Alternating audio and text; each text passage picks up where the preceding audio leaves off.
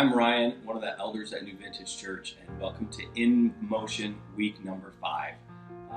We're glad you're here, and we just want to say thanks for coming in. Today we're going to be talking about evangelism. So we're going to focus on Mark chapter 5, starting in verse number 1. So go ahead and turn there while I set the scene up. Last week you heard about Jesus preaching along the Sea of Galilee. And he was preaching all day, and he went into the bottom of the boat to sleep, and the disciples woke him up right in the middle of the night. So he must have been exhausted to be sleeping in the bottom of a windstorm. But that brings us to Mark chapter 5, verse 1. So we're going to go ahead and read the text here. They went across the lake to the region of the Gerasenes. And some manuscripts say Geradenes, which means reward in the end. So keep that in mind as we keep reading. Verse 2, when Jesus got out of the boat, a man with an impure spirit came from the tombs to meet him. This man lived in the tombs. No one could bind him anymore, not even with a chain. For he had often been chained hand and foot, but he tore the chains apart and broke the irons on his feet. No one was strong enough to subdue him. Night and day, among the tombs and in the hills, he would cry out and cut himself with stones. When he saw Jesus from a distance, he ran and fell on his knees in front of him. He shouted at the top of his voice, "What do you want with me, Jesus, Son of the Most High God? In God's name, don't torture me."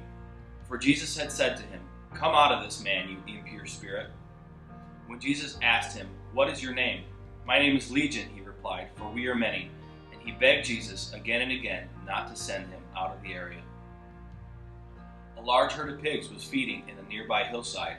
The demons begged Jesus, "Send us among the pigs, allow us into them." He gave them permission, and the impure spirits came out and went into the pigs. The herd, about 2,000 in number, rushed down the steep bank and into the lake and were drowned. Those tending the pigs ran off and reported this in the town and the countryside, and the people went out to see what happened. When they came to Jesus, they saw a man who had been possessed by the legion of demons sitting there, dressed and in his right mind. They were afraid.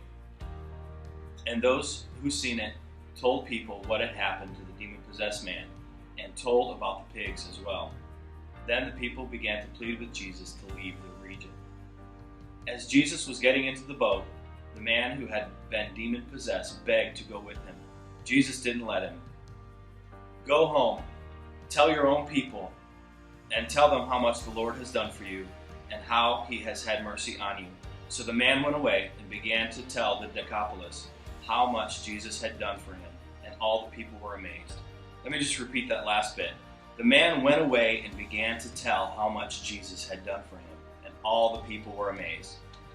Now, a lot of you guys know my brother was called to be a missionary overseas, and I was not.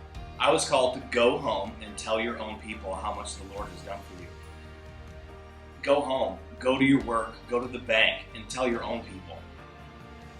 But Ryan, what do I say? You tell them what Jesus has done for you, and they will be amazed.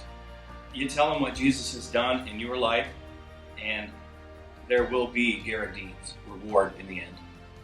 So now we're going to get into small group time, have some discussion questions, and we want you to put this biblical text in motion.